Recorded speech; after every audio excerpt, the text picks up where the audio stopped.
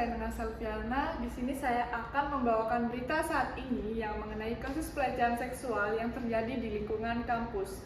Kasus-kasus ini melibatkan mahasiswa maupun dosen, telah menimbulkan kekerasan di kalangan civitas akademi.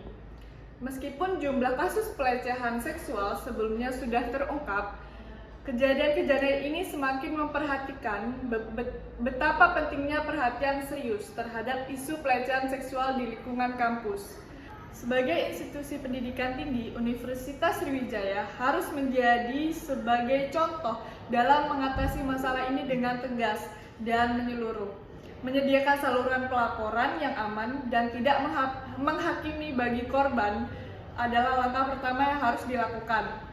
Peran mahasiswa juga sangat krusial dalam membentuk lingkungan yang lebih aman. Selain menyuarakan isu ini, mereka juga perlu memahami hak-hak mereka serta cara melindungi diri dari tindakan pelecehan ini.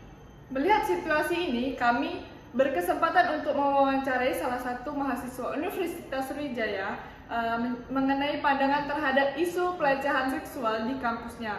Berikut adalah wawancaranya.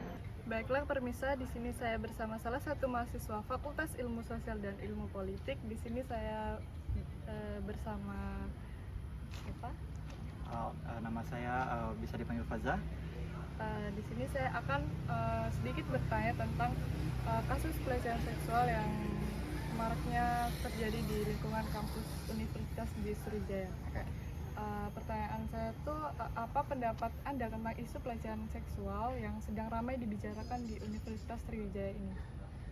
Kalau menurut pandangan saya ya, terutama sebagai mahasiswa dari Fakultas Fisip, tentu kasus ini tuh sangat memalukan. Apalagi kampus kita, Universitas Sriwijaya itu kan baru saja pindah ke PTNBH ya, di mana PTNBH itu perguruan tinggi negeri yang berbasisnya tuh hukum. Nah, gimana sih PTNBH tapi dia malah ada kasus pelecehan, itu sangat memalukan aja sih.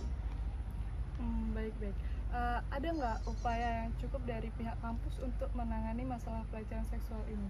Kalau dari kejadian yang udah saya lihat ya, yang saya lihat juga dari saat ini tuh dari kampus itu saya rasa untuk responnya kemarin itu sangat-sangat lambat ya. Apalagi kan ini dari instansi yang cukup dilihat lah, cukup dipandang di dalam sebuah kampus, tapi untuk gerakannya itu tuh sangat-sangat lambat.